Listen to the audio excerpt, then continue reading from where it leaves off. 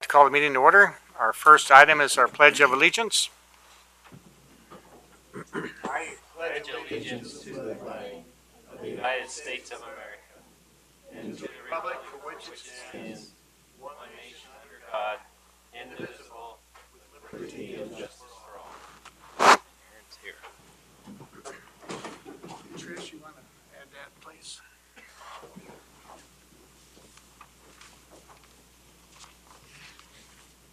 Mr. Vice Chair, could you read our mission statement? The mission of Marshall Public Schools is to educate, support, and prepare all learners for success. Thank you. Approval of the agenda. Do we have a motion? I'll move. I'll second. Any additions? Hearing none. We'll wait just a minute. Sorry. That's okay. It's the weather. That's what we'll blame.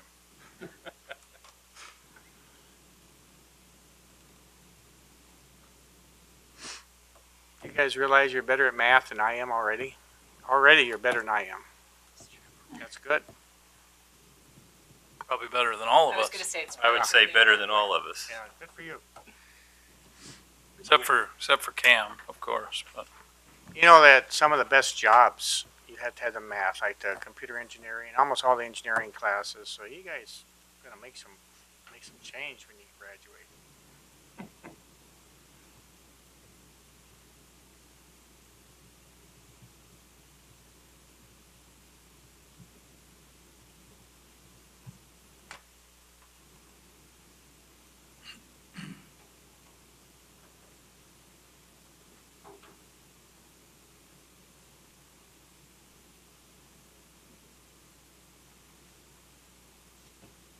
Are you on?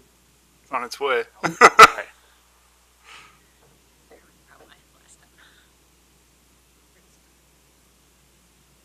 How was school today? All 2 hours of it.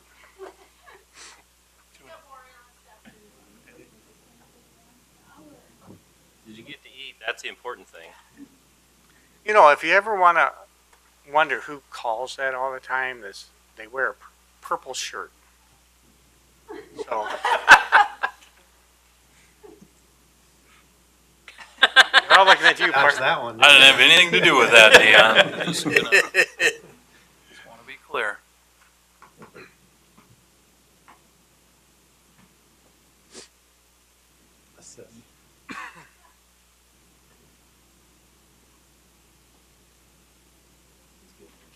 Not moving very fast.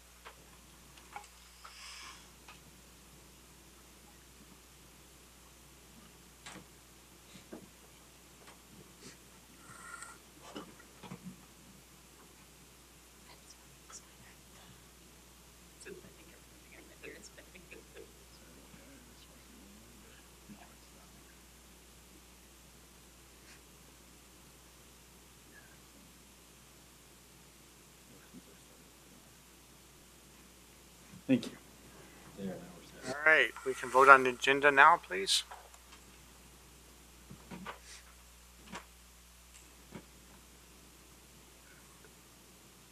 Is approved. Tiger Spotlight. Jeff, I'll have you go out front with our students and coach, and I'll read some information about math counts. We'd like to congratulate the Marshall Middle School Math Counts group or team. A little bit of information. So our students at the middle school participate in Minnesota Junior High Math League from October through January, and then they begin preparing for the Southwest Chapter Math Counts competition, which is held in early February at SMSU. Math counts questions require the students to not only know formulas and have a good number sense, but also know how they apply these formulas and ideas to a variety of situations. The state math counts competition is held in Plymouth, Minnesota, and is helped run by volunteer engineers from around Minnesota. So this coming, if I remember correctly, Friday and Saturday, on Friday night of the state competition, a group of engineers will help the students learn more about the engineering field and will give the students a STEM type challenge to work on together, not counting towards the competition, but a fun and a good learning experience for the students. Saturday, The students will compete in the different rounds of competition, and then we'll end their time on Saturday with a countdown round, which is similar to a spelling bee for the students who qualify, and then we'll finish up with the award ceremony. The top 4 individually placing students at the state math counts meet will represent Minnesota at the national math counts competition in May. So congratulations on your accomplishments so far. And as Mr. Chapman hands out the certificates that we have, perhaps you can just say your name and introduce yourself to the group, please.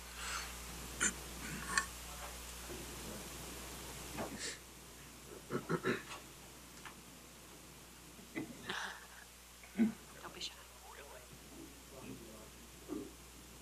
I'm Chloe Stevens. And what grade are you in? I'm in 8th grade. Are you all 8th graders or? I'm a 6th grader. Oh.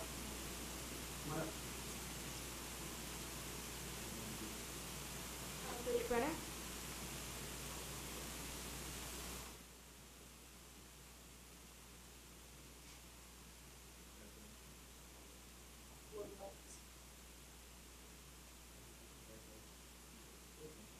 My name is Martha Bay. Alright, if we can take a group picture. Why don't we all line up here? We'll face the boss here. Here, you gotta cover my head a little bit, okay? There you go. Oh, I do. Tara Lee. Tara, I'm sorry. Oh, that's okay. Georgia is not here. Congratulations. Thank you. Yeah, Georgia Lee. Okay,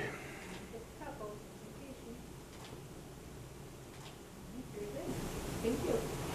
Congratulations and best of luck this weekend. here's Thank you, Tara. Oh, yeah. Yeah, assuming we have school Friday. It's up to the guy in the purple shirt. Okay. She has COVID.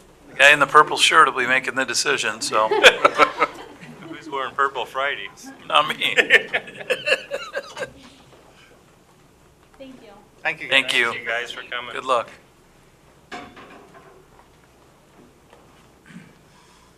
This is Paraprofessionals Week. Yeah, we want to take the opportunity this week in Minnesota as Paraprofessionals Recognition Week. Tricia will open up the certificate that just sort of recognizes everything. We have a number of paraprofessionals in our district who do an incredible job and really provide a ton of support and help for our students, for our staff, for our families. They just do an incredible job, and we're lucky to have the opportunity to recognize them today, this week. I think they each got a little bit of a treat today, and well, I got to thank you today, so somebody got one today. But just an opportunity to recognize them for everything that they do, and fortunate that they all choose to be a part of our school district to do the incredible work that they do. So we want to make sure that we pass along our gratitude and our recognition this week and always from the school board. Second that. Public forum. Now's the time. If anybody's in the public that would like to approach the board.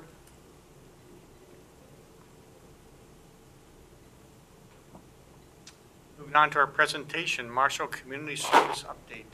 Welcome. Alex, Amanda, and Cam. Thank you, everybody, for this opportunity. I'm the crafty veteran here, so I get to at least start the conversation, and then I'll turn it over to these guys. So, again, thanks for the opportunity on behalf of Marshall Community Services. We're just a little part of Marshall Community Services, but I'm going to turn it over quick to Amanda, and then I'll have some introduction myself, and then what we do, and we'll move from there. Actually, I think it's supposed to be me first. It is, but that's okay. Nobody knows me, so that's okay. Introductions. Obviously, you know me. It's a really awesome photo of me. Media Communications Specialist for the City of Marshall in the Community Services Department. You want to give you background on yourself? No. All right. So my name's Amanda Beckler. I'm Community Education Coordinator with Marshall Community Services. I'm only 9 months in this position, but it's been exciting so far. So I figured you guys don't really know me, so I'll give you a little bit of background. I'm born and raised Iowa. Please don't hold that against me. And about 10 years ago, my husband and I moved to Minnesota, where I graduated from SMSU with a bachelor's in studio art and K-12 art education. For the past 8 years before taking on this role, I taught art to grades kindergarten through 12th grade at Renville County West Schools. And about 3 years ago, my husband and I moved to Marshall, where we live with our 2 children, Reed and Thea. And my role as community education coordinator, so I oversee a lot of different things. We put on classes, driver's education, the after-school program, and always looking for opportunities. And the goal is to provide programs that meet the needs and interests of everyone that lives within the Marshall community. So I'll hand it over to Cam now. All right, and many of you know me as well. My name's Cam Bailey. Like I said, 15 years. I started with MCS when I was 13. Can you believe that? 13 years old, full-time. But anyway, I have 4 kids in the school here. My wife's Carrie. Many of you know her as well. And again, I'm the Youth Adult Recreation Coordinator, and we'll focus probably more on the youth, the preschool through 12th grade for this presentation. So, and I'm next, I believe, too. So here is our mission statement. The mission of Marshall Community Services to promote or provide through leadership, facilitation, partnerships, and collaboration, and enrich community experience for all citizens. And it's kind of neat as a group got together. Could do a lot of reflecting, because a lot of times with programs, you just continue to offer programs and trainings and lessons and things like that. And you kind of never have that opportunity to kind of take a breath and kind of assess what you've done in the past year. So we kind of looked at 2018, and with that mission statement, you'll see a lot in our 3 different fingers, as I like to call it: recreation, community education, and Studio One. Those different things pop up with the leadership and the facilitation and the collaboration. So that was kind of neat as we got together as a group and kind of put this presentation together. So you'll see that as we present within each part of our divisions. And I believe there's a nice video we put together here to watch.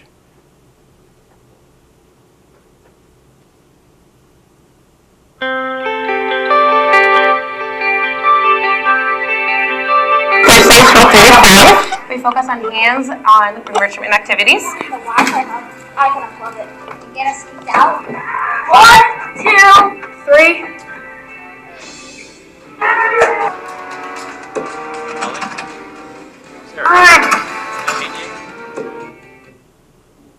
That was my bad.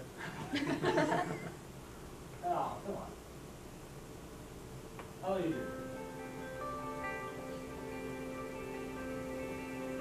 Thursdays from 3 to 5. We focus on hands-on enrichment activities. I cannot love it. Get us kicked out. 1, 2, 3.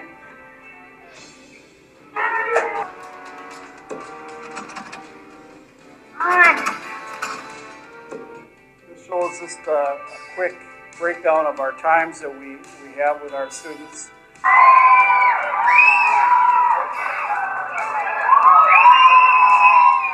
To the right, they looked up, they looked down, there on the doorstep stood a little tiny mouse. Yes, certainly is.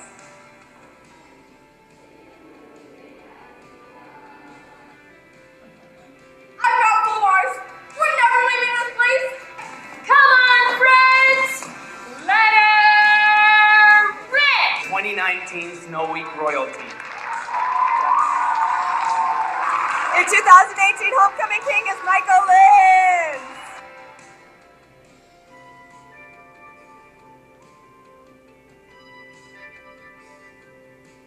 Graduating class of 2018.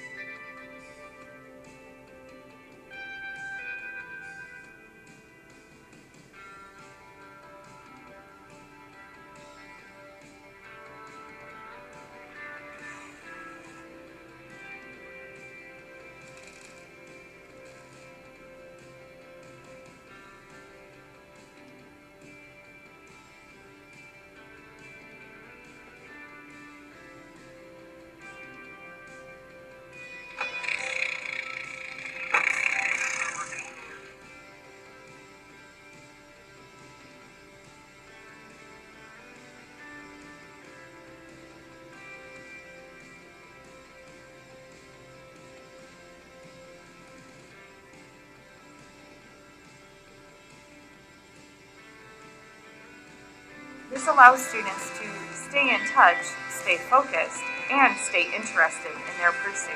Thank you, everybody, for taking time to watch this, and have a great day.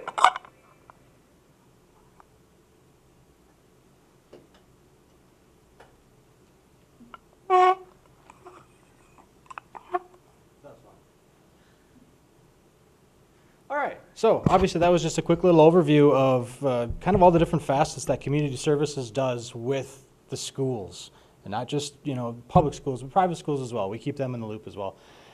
Since everyone else did introduce, I'll give you a little more details. Alex Peterson, born and raised here in Marshall, went through the school system, went to SMSU for radio, TV broadcasting, stayed in town, got my dream job, believe it or not. It sounds weird that people want to work in cable access TV, but it actually is pretty cool. And have been very blessed to have support from such a wide variety of our community to work together and partner with the city, the college, and the school district together to really make video production in this town something that it's never been. And that's been a huge goal of mine that I'm very proud of. As for the video that we just showed, like I said, that shows a little bit of everything that we touch. Yes, a lot of that was stuff that we shot, and but it does involve stuff from Amanda, it involves stuff from Cam, and it involves stuff from us, from Studio One as well. A little bit of fun facts. We did 73 live broadcasts last year of events from Marshall Public Schools. So that's something we're very proud of. We've had over 130,000 online views in the last year. That doesn't count how many people have actually watched on cable access. That's just our online stuff. We can track that. We do 12 hours of local programming each day on Tiger TV, 7 days a week, 365 days a year. And that's all local originated. That's all highlighting students, faculty, staff, and sports and everything related to the school district. Just last year, we worked together to donate $25,000 to the Video Production Club, or sorry, not Video Production Club, but the class at the high school, to get 6 new cameras, tripods, audio, some new resources, and to really help that program to become a feeder program that would hopefully be able to help us at Studio One, maybe continue on their career at SMSU. And we utilized PEG dollars, which is public, educational, and government dollars that we secure from cable subscribers on a monthly basis. So that money is earmarked to be used for local video production, so it was a perfect fit. We're very glad that we're able to help out with that as well, which really helps out that program. Some more things to talk about that are really cool. In the video, you noticed, obviously, we do a lot of sports, because there's a lot of sports that happen. We're pretty good at that. We also do a lot of the fine art stuff, almost all of them. But one of the things you probably noticed was a lot of the footage of the mock crash. The reason I put more footage of that in there was because of the special relationship and partnership that we had to make that happen. That was such a huge project by the high school students that we were able to help capture, and we'll turn into a video later. But we also worked with the Video Production Club, class, keep going back to my old days, to bring in camera operators. So we shot that event with 13 cameras, and half of them were run by high school students. So it was really cool to be able to work together with them and say, okay, let's work together for a common goal here to really make an awesome video of this event and make it feel real, make it feel like something powerful, and that's why we shot it with different angles and stuff. So we're going to take that video, put it together, and then it will be ready to be played to all of the high schoolers before prom. So that'll be a nice little reminder in the back of their heads. It's prom time, time to be safe. Remember what can happen if you have distracted driving. Like I said, we're very, very, very fortunate. There are no communities in Minnesota that have this kind of relationship anywhere. This is very unusual, and it's proven to be extremely successful. And I think it will continue to be extremely successful. So again, we're just really, really excited to be able to work with students, help out with the video production class, help out with Mr. Smith, offer equipment, offer work together. And we want to continue to expand on that and continue to build that and give these students an opportunity to work in the world of video, which obviously these days is kind of a big thing. So that's pretty much all I have to say. We'll have some questions at the end. Moving up, we're going to zoom back out and we'll head over to community education with Amanda. All right, thank you, Alex. So community education, we cover a variety of things, and one of which is our after-school program that's housed here at the middle school. It's a great program, and I've had the privilege of being able to take this on as one of my roles, is overseeing this. So over the past 3 years, we pulled a little bit of data, and we had over 180 Marshall Public School students attend the after-school program that we offer. And this program is only for students in grades 5 through 8. So it's really a small little window. So that's a lot of students that's reached. And in this program, they are able to do all kinds of hands-on enrichment activities. So these include our STEM activities, art, physical fitness, volunteering, and even bringing in, it's something new that we've started this year, we're bringing in other organizations and businesses. So one example of this is recently we actually had the Marshall Animal Clinic come in, and they brought in a dog, and they were able to go through a routine exam with that dog. So the students were able to look in the ears and check the eyes and see what a healthy dog is supposed to look like and go through all the systems of that dog and take them through that process. But they also brought in specimens. So they brought in things that they might find when they're working with an animal like that if they're having different problems. So they brought in kidney stones, bladder stones, and even a tapeworm for the kids to see.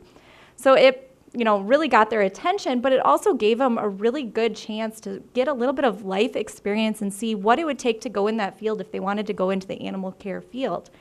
And we've had a lot of other groups come in and work with the after-school program kids on different things. So they're able to see what the Marshall area has to offer and different career paths that they can take if it's something that they're really interested in doing in the future. So being able to provide them that little snippet of what we have that we can bring and what Marshall has to offer in this community is a great thing that these kids are able to take part in. So another thing that we do have coming up, actually starting tomorrow, is Studio One is going to be coming in, and they're going to be working with the after-school program kids, and they're going to be creating another video. They're going to create a movie similar to what you were able to see in the short videos. There was some footage in there of different videos that they've worked with Studio One in our summer programming. So now we're taking that and bringing it into the school during the school year for them. So that's one of the programs that under community education that we offer. Another one is the Driver's Education Program. So the Marshall Driver's Education Program is administered through the Marshall Community Services and co-sponsored with the Marshall School District. It's offered throughout the year and consists of 3 different phases. We have our classroom phase, which consists of 30 hours. We have 8 hours of simulation, and we have 8 hours of behind the wheel. We have 7 instructors currently that are teaching the program, and 2 of which are actual Marshall Middle School faculty. So it's great that these kids are able to see them during the school day, build those relationships, but then go into the evening and have driver's education with someone that they already know, that they're comfortable with, and that they trust. So it's a great opportunity for both. The teachers already know the kids, and the kids already know the teachers.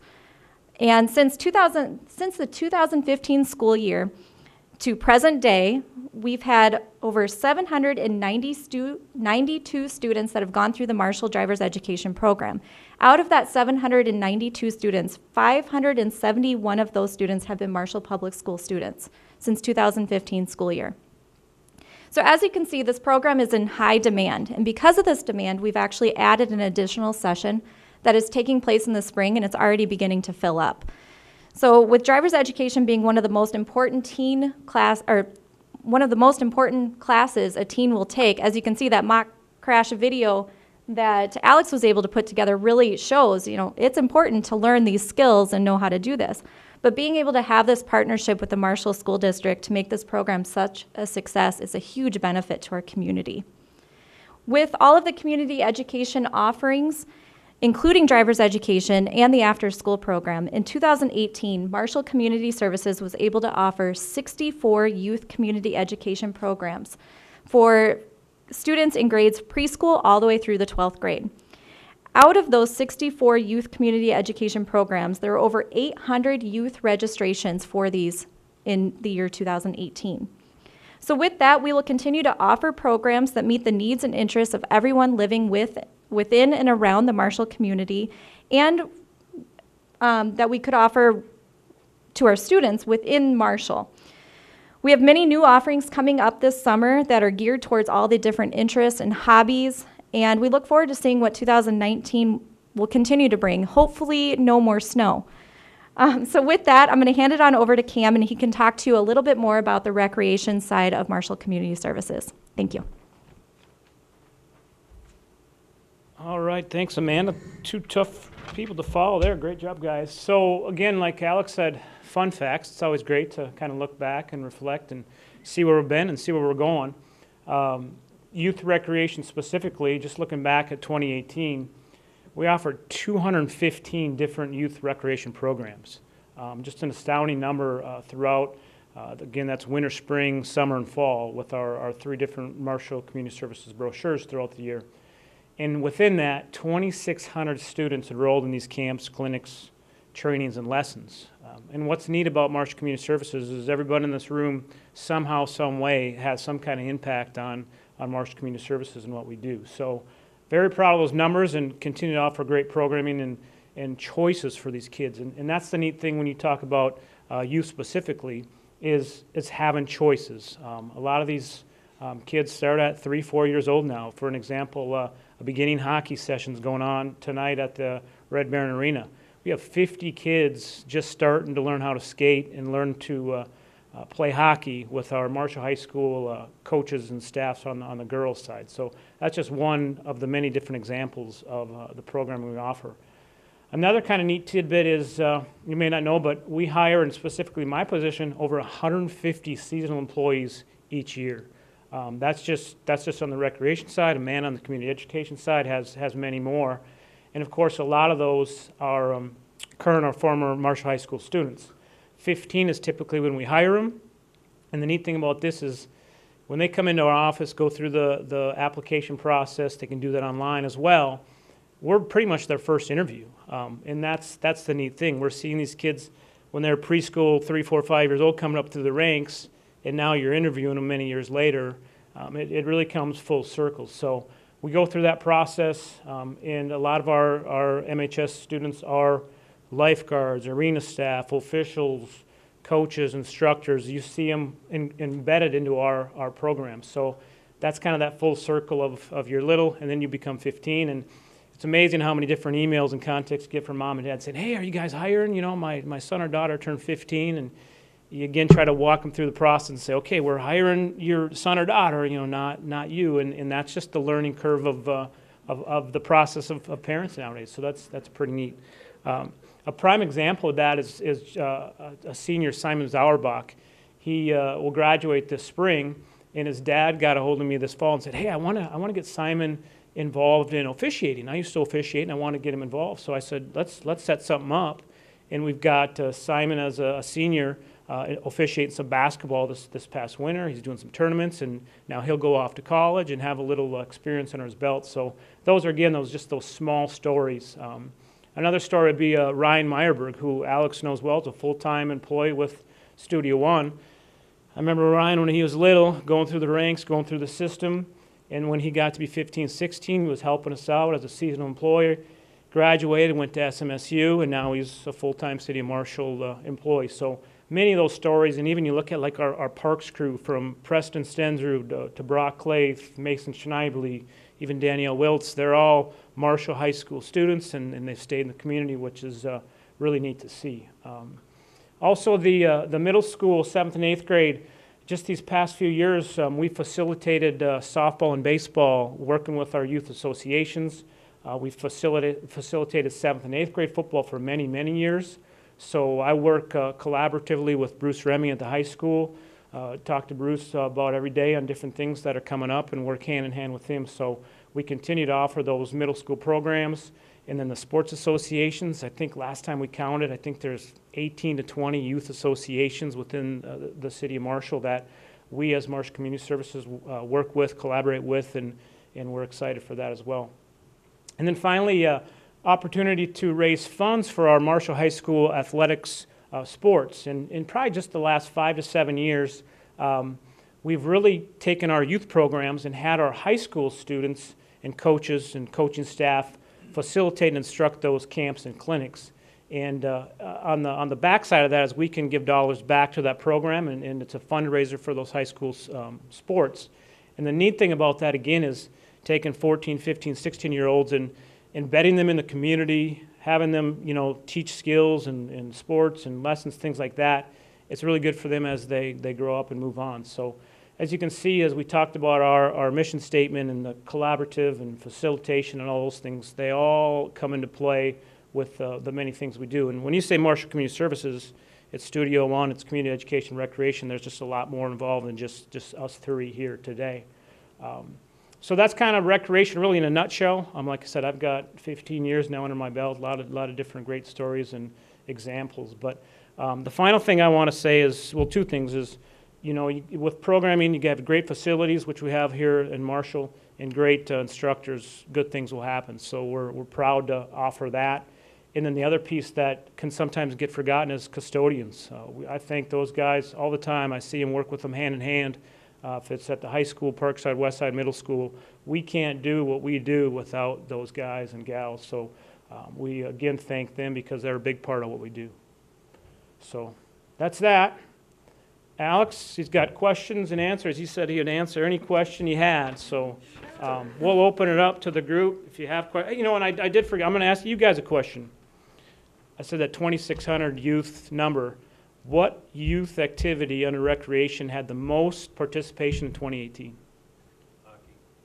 No. Gymnastics.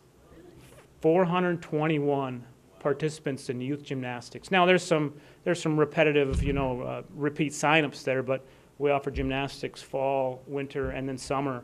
Almost 500 youth gymnastics, so pretty neat. Other than that, any questions that we can answer for you? Alex, the mock accident, do you have that available to area school districts? Yeah, when If it's they access that, I'm guessing it would be important for them to show their kids as well. yeah, when we have it completed, we haven't got it done yet. It's been kind of a crazy year. But when we get it done, yes, it's actually going to be available for anybody. And when we first started the project, there was talks of actually having the Minnesota State Patrol use it in their education all around the state. That'd be great. So we're hoping to go ahead and move that forward when we get through there. So no pressure, I guess. Wonderful piece. My granddaughter saw it, and she was beside herself, really, Mhm. by how dramatic it was. Mm-hmm. Another question, Cam, scholarships.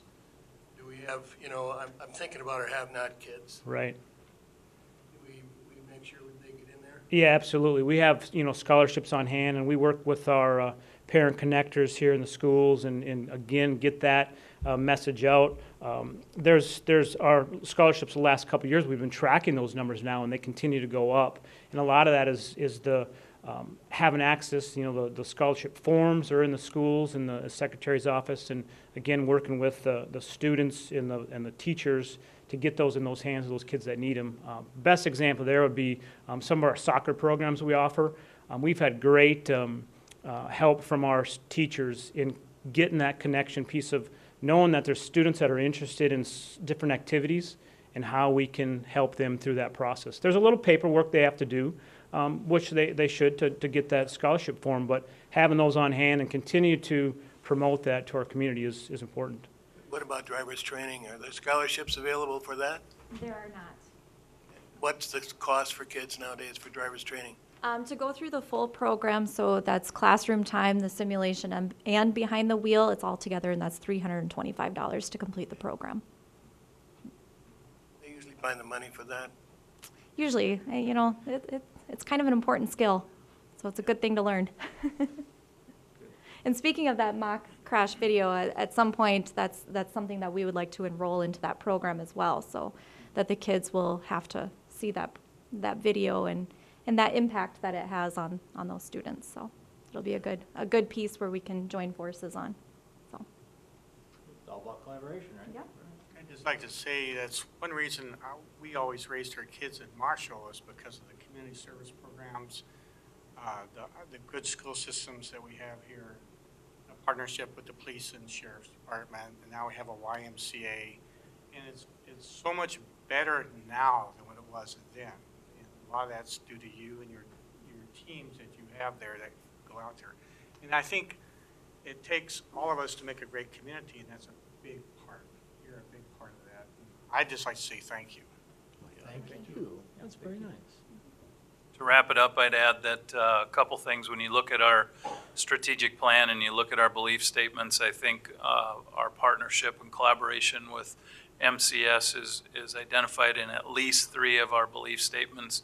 In embracing a collaborative approach, we believe in the Marshall community to support and embrace our educational mission, and in the value of building and maintaining strong community partnerships. And I know you folks have talked about that already, but definitely there's so much alignment with everything that's going on in MCS and MPS And I believe, and Aaron and Sarah, you might have to help me out with this, I think we are now the only school district in Minnesota who has a joint powers agreement for community education or community services. So we're unique in that approach. And honestly, even though that's the outlier, if you will, I think it allows our students and our community to have more opportunities probably than if community education was under the school district umbrella. So just to echo what Jeff said, thank you to all of you and all of the staff at MCS. It's pretty remarkable opportunities for everyone in the community, but especially our students. And our parks are so wonderful. Your park people do a great job, Preston and his crew. We can be proud of our community and our Park and Rec program. It's just, speaking of people kids who graduated, my son Todd learned to swim and he was a lifeguard. My daughter sold concessions at the pool. My grandson worked for 3 years doing the softball field, so they were blessed. And I didn't go ask for it either.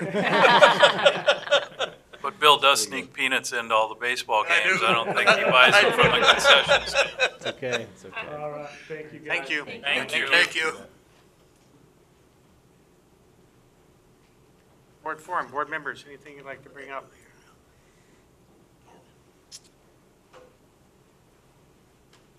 Moving on to our discussion items. This is our second readings of policy 524 through 529. Were there any additional questions?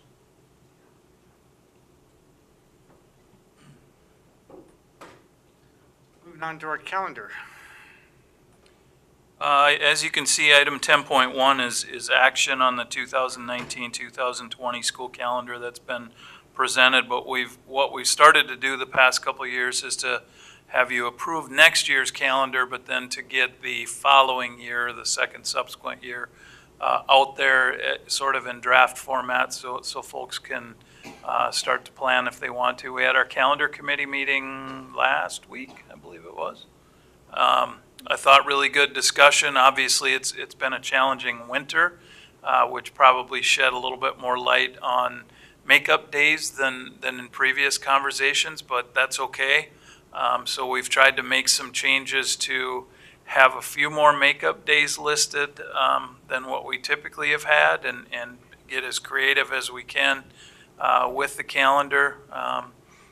On the calendar committee, we had parochial school representation, which is always nice, and yeah, I think we had a good discussion. Tricia's done a nice job, and Jeremy as well, of putting these out there for us and sort of helping us figure out what we're going to do. So Sarah, if you have anything in particular you want to add, but this is the calendar that when you get to item 10.1, the two calendars really that have been rolled out for your consideration. A challenge, and I'm sorry to Sarah, a challenge with the 2020-2021 calendar is the lateness of Labor Day. It's about as late as it can be. And as you all know, we're not able to start school prior to Labor Day without having some special permission, if you will, from the Minnesota Department of Education. So that was definitely a talking point. If the legislature and the governor were to agree to allow that opportunity for school districts, school boards in this case, to make the decision about if you wanted to start school before Labor Day, I believe the general consensus was that we would plan to start a week before Labor Day, not 2 weeks like we used to. And if or when that happens, we would then bring revised calendars to you for updated approval, if you will. But I think that's being entertained in the legislature, isn't it? That flexibility? I think it is, Bill. Yes, and it comes up every year, and I think there's quite a bit of support for it. But then there's also the advocates for the state fair and the tourism industry, especially the lakes and resort owners that kind of put up a fight. So we'll see what happens with it this year. But there could be some changes to this calendar, even though we would ask for your approval. So Sarah, if you have anything to add, feel free to do so. No, what I thought, and this was my first year sitting on the committee, and the broad scope of the committee I was really impressed with in terms of building representation employee representation in our other schools. So for example, we had a conversation about MEA weekend, and there was some consensus about perhaps having school those days, but actually the Christian parochial schools do have their own separate conference, which I don't think anybody would have been aware of. Yeah, until that meeting. So those things I think are just really important that we continue to do, and I think there was a consensus from all those stakeholders that these represented a good calendar for next year, and as Scott mentioned, the calendar for the following year, with the exception that, you know, if something were to legislatively change, it could be revisited. Very good.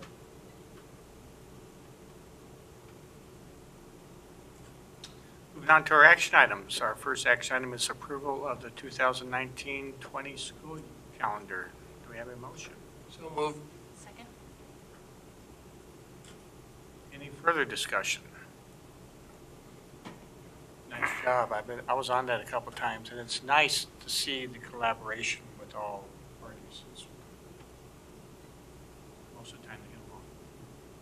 I'll call for a vote.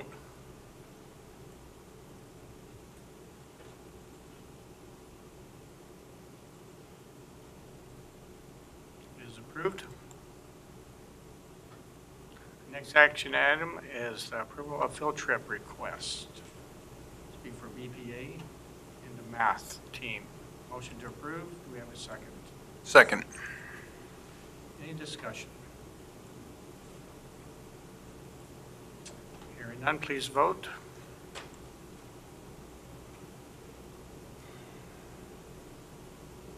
It is approved. Thank you, board members.